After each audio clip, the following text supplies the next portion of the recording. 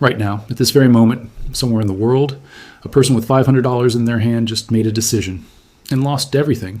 Not because they were stupid, not because they didn't research, but because nobody told them the one rule that changes completely, depending on how much money you're working with.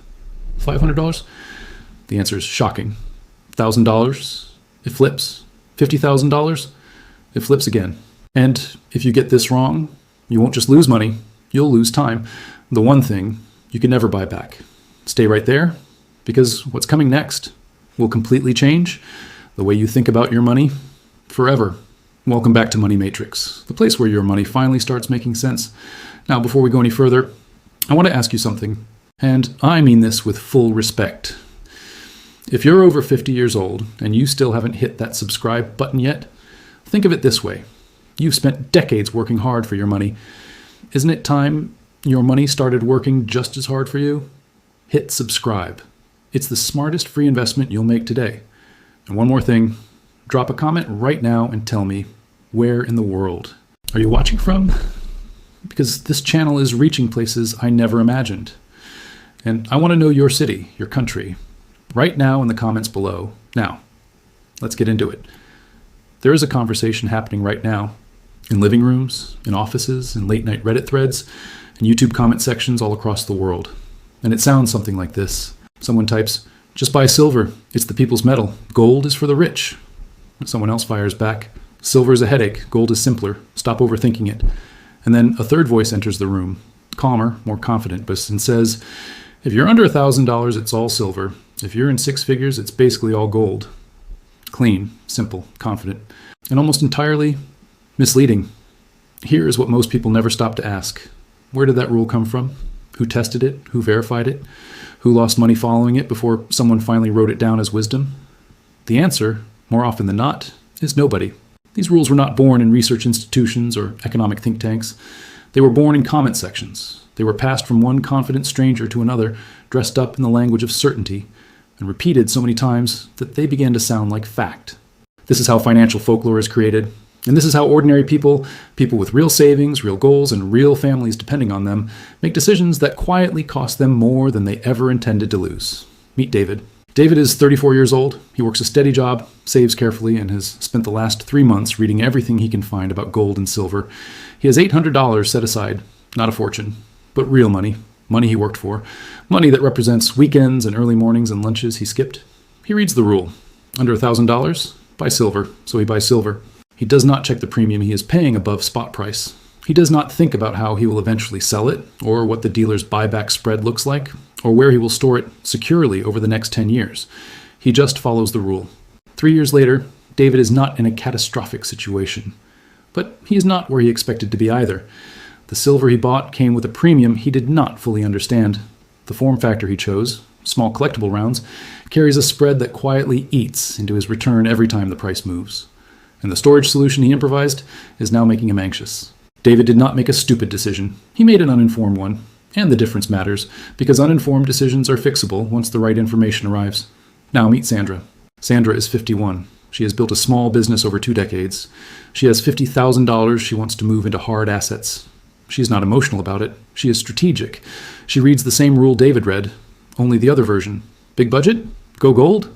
So she goes gold. But she buys it in a form that carries unnecessary premiums. She does not consider the tax implications in her specific situation.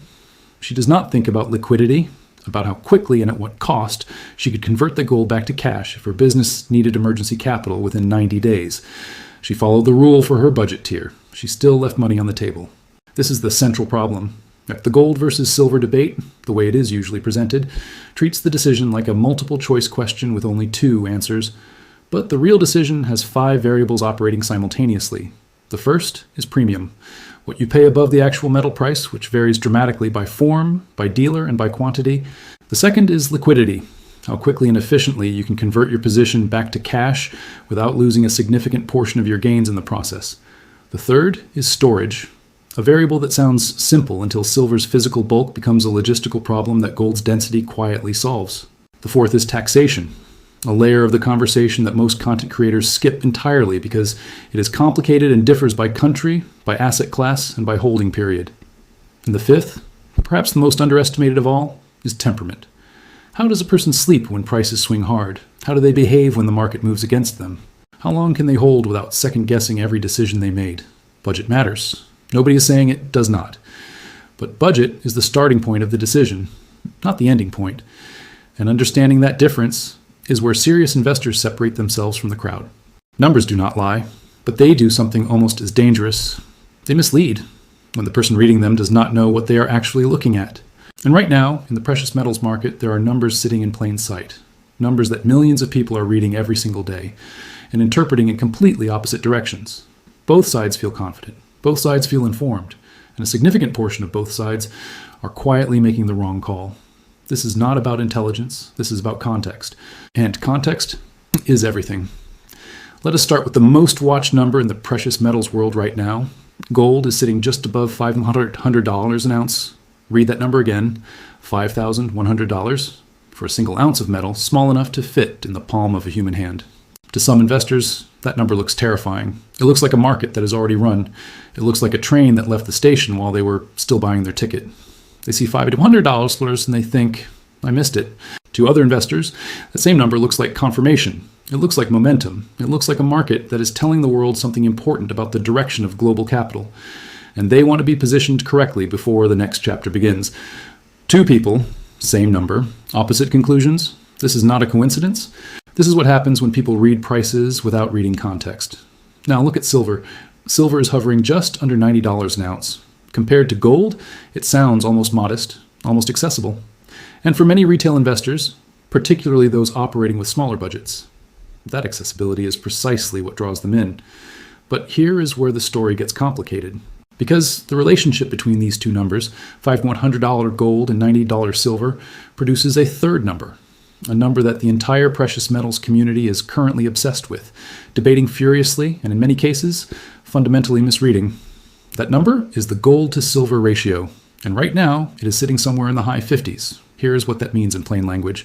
It currently takes approximately 57 to 59 ounces of silver to buy a single ounce of gold. Historically, that ratio has swung between extremes. During moments of severe economic crisis, it has spiked above 120.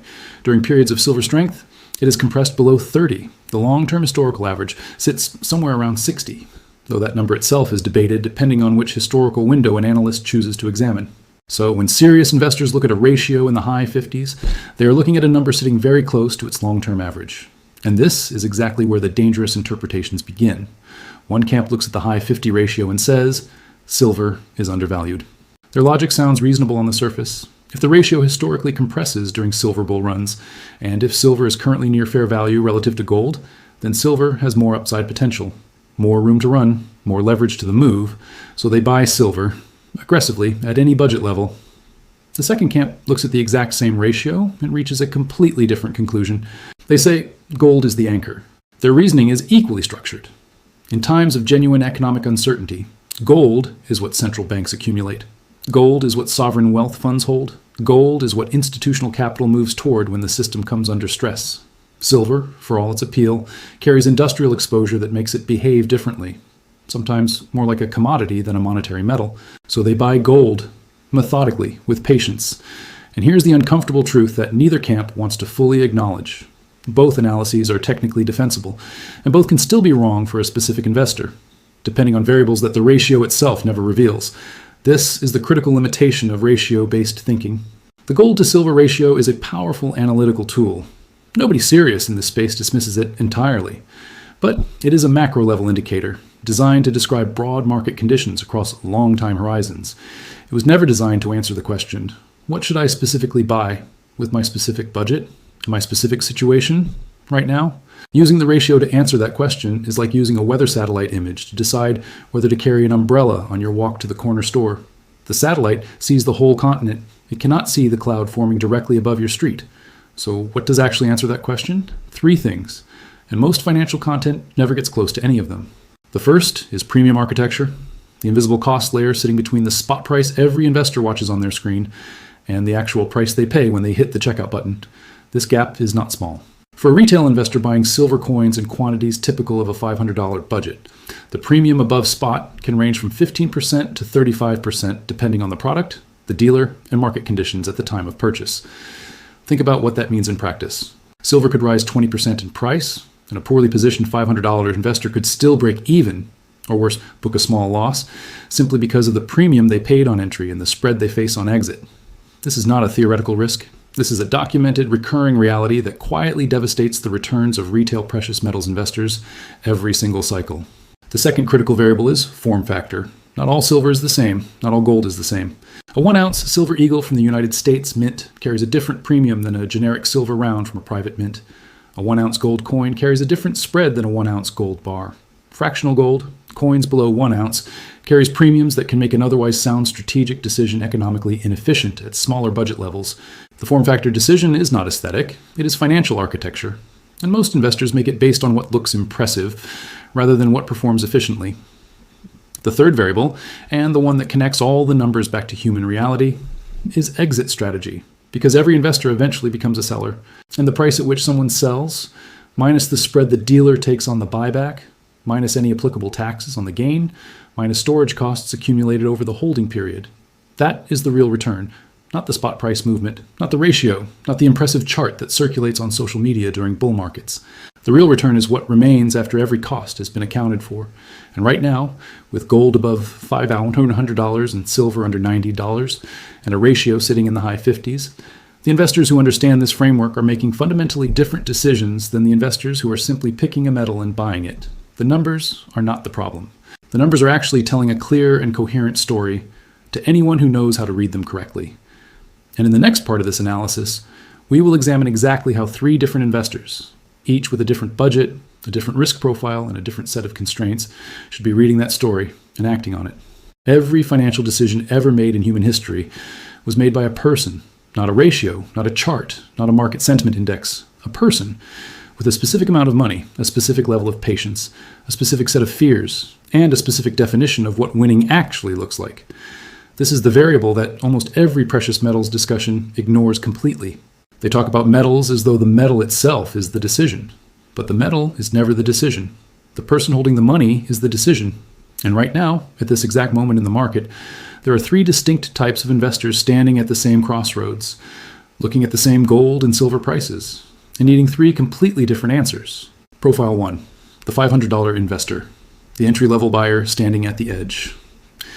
Picture a young man, call him Marcus. Marcus is 26 years old. He works a regular job.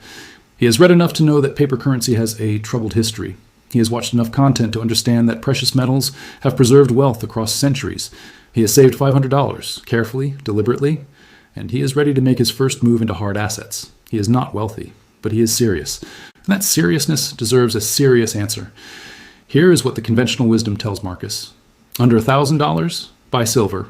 All silver, no question. And here is what that advice quietly costs him if he follows it without deeper analysis. Marcus goes to a reputable online dealer. He selects silver coins because they look impressive and feel tangible and carry the weight of something real. He pays a 22% premium above spot price. That means before silver moves a single dollar in either direction. Marcus has already started his journey 22% behind. Silver needs to climb significantly just for Marcus to reach break even. Now add the buyback spread when Marcus eventually sells, typically another 5% to 10% below spot, depending on the dealer and market conditions at that time. The math becomes uncomfortable quickly. So what should Marcus actually do? He should still buy silver, but not carelessly. He should focus on high liquidity forms, standard 1-ounce silver rounds from recognized private mints, or sovereign coins that carry strong resale recognition in his local market. He should compare premiums across at least 3 dealers before executing. He should think about his exit before he enters, identifying in advance which dealers offer the strongest buyback rates in his region. And perhaps, most importantly, Marcus should understand that his $500 is not building a fortress today. It is building a foundation. The goal at this budget level is not maximum return. The goal is maximum education with minimum premium damage.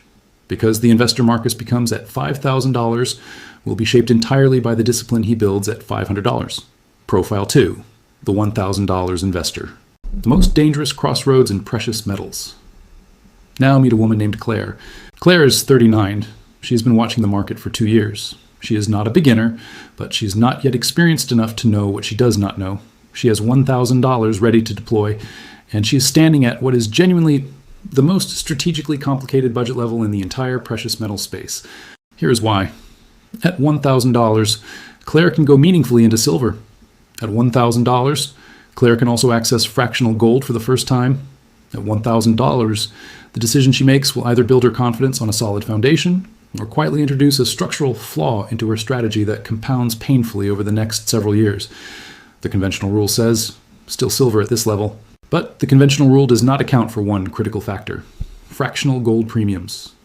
A 1/10 ounce gold coin, the entry point for gold at this budget level, carries premiums ranging from 15% to 25% above spot. That sounds similar to silver's premium problem. And on the surface, it is. But here's the difference that almost nobody talks about. Gold's resale recognition at the fractional level, particularly for sovereign coins like the American Gold Eagle or the Canadian Maple Leaf, is significantly stronger than silver's resale recognition in the same market.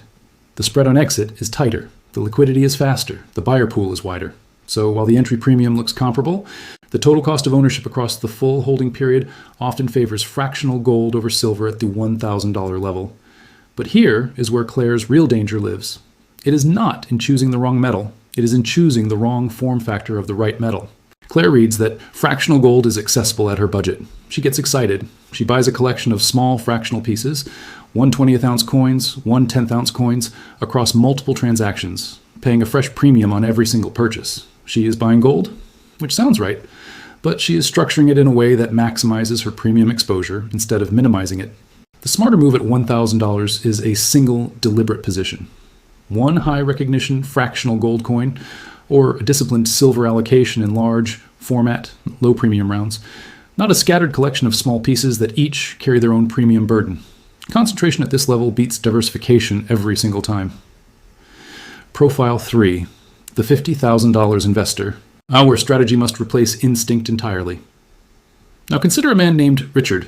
Richard is 54 years old. He has spent 3 decades building wealth through his business. He's not new to financial decisions. He understands risks at a conceptual level, and he has $50,000, a real, significant allocation that he wants to move into precious metals as a hedge against what he sees as an increasingly unstable macroeconomic environment. Richard is not gambling. He is positioning. And at $50,000, positioning requires an entirely different mental framework than anything Marcus or Claire needs to think about. Here is the first thing Richard must confront. Silver's storage ceiling. $50,000 worth of silver, at current prices near $90 an ounce, represents approximately 555 ounces of physical metal. That is not a small box in a home safe. That is a serious logistical reality requiring professional vault storage, insurance, and an ongoing annual cost that quietly erodes returns every single year the position is held. Gold, by contrast, delivers $50,000 worth of value in approximately 9 to 10 ounces of physical metal. The storage footprint is dramatically smaller. The insurance cost is lower. The logistical burden is almost non-existent by comparison. But Richard's most dangerous enemy at this level is not storage, it is the illusion of sophistication. Because Richard is experienced enough to have opinions, strong ones. He has watched gold rise, he has read the ratio, he believes silver is undervalued. He wants to position heavily in silver to capture what he believes will be a historic ratio compression. And his analysis is not wrong. But his execution plan is dangerously incomplete. He has not calculated his exit costs. He has not identified the tax treatment of his gains in his specific jurisdiction. He has not established a rebalancing trigger, a specific ratio level or price target at which he will rotate out of silver and into gold or back into cash. He has a thesis, but he does not yet have a strategy. And at $50,000, a thesis without a strategy is not confidence, it is expensive optimism. 3 investors, 3 budgets, 3 completely different battlegrounds.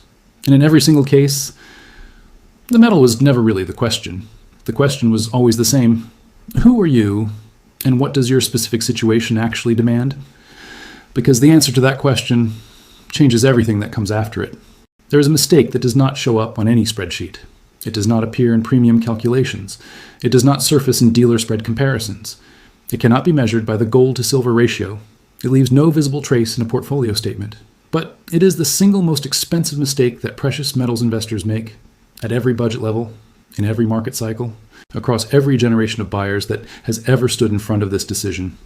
It is the mistake of letting emotion wear the costume of strategy. And right now, with gold above $500, silver under $90, and a global economic environment that grows more uncertain with every passing quarter, this mistake is being made at a scale that would be remarkable if it were not so entirely predictable. Return to Marcus for a moment, the 26-year-old with his $500, his first real step into hard assets, his genuine desire to protect the money he worked carefully to save. After Marcus made his purchase, after he followed the rule, bought the silver, paid the premium, something happened that no financial content creator ever prepared him for. The price moved against him. Not catastrophically, not permanently, just temporarily sideways, the kind of price movement that happens routinely in any asset class, the kind of movement that experienced investors absorb without anxiety because they understand that short-term volatility is the price of long-term positioning. But Marcus had never felt this before. He watched the value of his $500 sit below his entry point for 11 weeks. And during those 11 weeks, something shifted inside him. A quiet anxiety that started small and grew louder with every passing day that the price refused to recover. He did not sell, but he stopped sleeping well. He checked the price 14 times a day. He read every bearish article he could find, not to learn, but to confirm that his anxiety was justified. And then, when the price finally recovered and moved slightly into profit, he sold. Not because his strategy demanded it, not because his exit target had been reached, but because the relief of escaping the anxiety felt more valuable in that moment than any potential future gain. Marcus made a profit on paper, but he exited a position that, held with patience and proper strategy, would have delivered returns he is still calculating today. This is the first dimension of the mistake that costs more than money. It is called premature exit, driven by emotional exhaustion, and it is far more common than any market analyst will admit publicly. Now, return to Claire. The 39-year-old at the $1,000 crossroads, intelligent, informed, careful. Claire did her research. She compared dealers. She understood premiums at a surface level. She made what felt like a disciplined, rational decision. But Claire had a habit she never identified as dangerous. She followed the ratio obsessively. Every morning before she checked anything else, she checked the gold to silver ratio. When it moved in the direction that validated her position, she felt confident. When it moved against her, she felt the urge to act, to adjust, to rebalance, to do something, because doing something felt smarter than holding steady. This is the second dimension of the mistake. It is called ratio obsession without execution discipline. The gold to silver ratio is a legitimate analytical tool. Nobody serious disputes that. But it was designed to inform long-term strategic positioning, not to trigger daily emotional reactions in retail investors watching their holdings fluctuate on a smartphone screen. Claire began making micro-adjustments to her position based on ratio movements that, in the context of her actual holding period, were essentially meaningless noise. Each adjustment carried a transaction cost. Each transaction cost eroded her returns. Each erosion made her feel like the strategy was underperforming, which made her adjust again. She was not investing anymore. She was reacting. And reacting, dressed in the language of strategy, is one of the most sophisticated traps the precious metals market sets for intelligent, well-intentioned investors. And then there is Richard, the 54-year-old with $50,000, the experienced businessman who understood risk conceptually but had never truly tested his own temperament under the specific psychological pressure of watching a large precious metals position move against him in real time. Richard's mistake was the quietest of the three, and the most expensive. He held his position correctly. He did not panic sell. He did not over-adjust. He executed his strategy with the patience and discipline he had built over decades of business experience. But when his silver position reached a point of significant unrealized gain, when the ratio compressed exactly as he had anticipated, when the thesis he had built with such careful logic began delivering exactly the returns he had projected, Richard did nothing.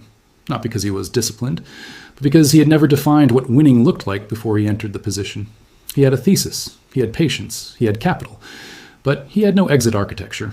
No specific ratio target at which he would rotate silver profits into gold. No price level at which he would take partial profits and reduce his storage burden.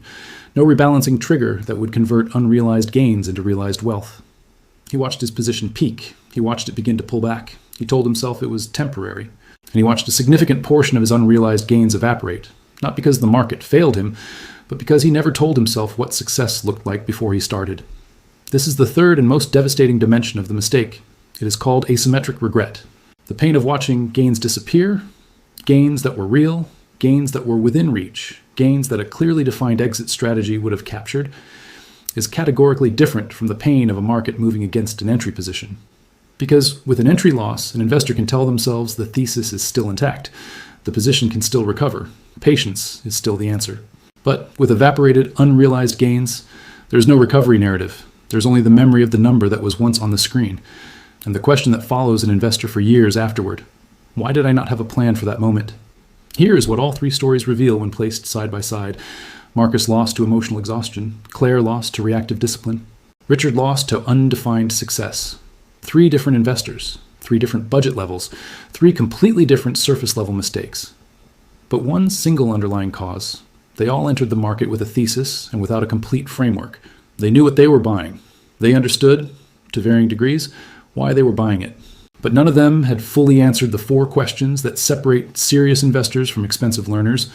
What am I buying? Why am I buying it at this specific moment? What specific condition will tell me my thesis is wrong? And what specific condition will tell me my thesis has succeeded? The precious metals market does not punish ignorance as harshly as most people fear. It punishes incomplete thinking. It punishes the investor who knows half the framework and mistakes that half for the whole picture. It punishes the investor who can explain the ratio but cannot explain their own exit strategy. It punishes the investor who chose the right metal, for the wrong reasons, with no plan for what happens next. And it does so quietly, slowly, in a way that is easy to rationalize, easy to blame on market conditions, easy to attribute to bad luck, when in reality, the outcome was written long before the purchase was made. It was written in the quality of the thinking that happened before the checkout button was ever pressed. Gold or silver, $500 or $50,000. The question was never really about the metal. It was always about the investor. And the investor who understands that has already made the most important decision of all.